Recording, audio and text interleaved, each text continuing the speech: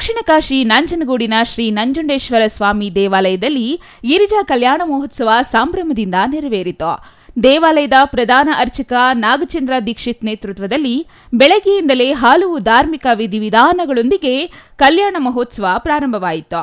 ಕಲ್ಯಾಣೋತ್ಸವದಲ್ಲಿ ಶ್ರೀ ನಂಜುಂಡೇಶ್ವರರ ಕಾಶಿ ಯಾತ್ರೆ ನಡೆಯಿತು.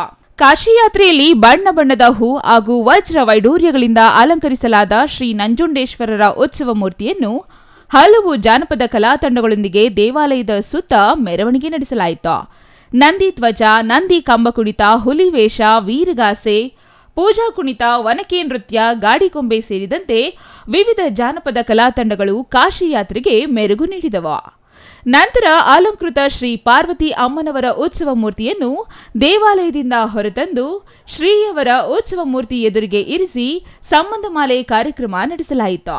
ಸಂಬಂಧಮಾಲೆ ನಂತರ ಶಿವ ಪಾರ್ವತಿಯವರ ಉತ್ಸವ ಮೂರ್ತಿಗಳನ್ನು ದೇವಾಲಯದ ಕಲ್ಯಾಣ ಮಂಟಪದಲ್ಲಿರಿಸಿ ಶಾಸ್ತ್ರೋಕ್ತವಾಗಿ ಶುಭ ಮಕರ ಲಗ್ನದಲ್ಲಿ ಧಾರಾ ಮಹೋತ್ಸವ ನಡೆಯಿತು. ಗಿರಿಜಾ ಕಲ್ಯಾಣ ಮಹೋತ್ಸವಕ್ಕೆ ರಾಜ್ಯದ ನಾನಾ ಮೂಲೆಗಳಿಂದ ಸಾವಿರಾರು ಭಕ್ತರು ಪಾಲ್ಗೊಂಡು ಸೇವೆ ಸಲ್ಲಿಸಿದರು. ದೇವಾಲಯದ ಕಾರ್ಯನಿರ್ವಾಹಕ ಅಧಿಕಾರಿ ಜಗದೀಶ್ ಕುರ್ಮಾ, ಸಹಾಯಕ ಅಧಿಕಾರಿ ಸತೀಶ್ ಸೇರಿದಂತೆ ದೇವಾಲಯದ ಅರ್ಚಕರು ಭಾಗವಹಿಸಿದ್ದರು.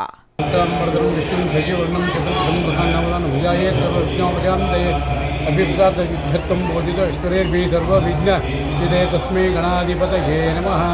ಸ್ವಾಗತಾಯ ಸಂಪೃಕ್ತೌ ವಾಗರ್ತ ಪ್ರತಿಪತ್ತಯೇ ಜಗದಪಿತರೋ ವಂದೇ ಪಾರ್ವತಿ ಪರಮೇಶ್ವರೌ ಶ್ರೀ ಪ್ರಸನ್ನ ಪಾರ್ವತಿ ಸಮೇತ ಶ್ರೀಕಂಠೇಶ್ವರ ಸ್ವಾಮಿನೇ ನಮಃ. ಈ ದಿನ ಶ್ರೀಕಂಠೇಶ್ವರ ಸ್ವಾಮಿಯವರ ಗಿರಿಜಾ ಕಲ್ಯಾಣ ಮಹೋತ್ಸವ ನಡೀತಾ ಇದೆ ನಂಜನಗೂಡಿನಲ್ಲಿ.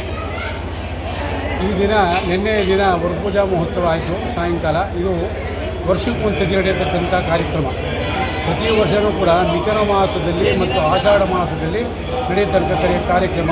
ಇದು ನಮಗೆ ವಾಕ್ಯ ರೀತಿ ಅಂದರೆ ಸಂಗಮ ರೀತಿಯಾಗಿ ನಾವು ದೇವಸ್ಥಾನದಲ್ಲಿ ಪೂಜಾ ಕೈಂಕರ್ಯಗಳನ್ನೆಲ್ಲ ಆಚರಣೆ ನಡೀತಾ ಇರೋದರಿಂದ ಇದು ಮಿಥುನ ಮಾಸದಲ್ಲಿ ನಾವು ಈ ಕಾರ್ಯಕ್ರಮನ ಇಲ್ಲಿ ನಡೆಸ್ತಾ ಇದ್ದೀವಿ. Kumar, CTV news, Nanjangud.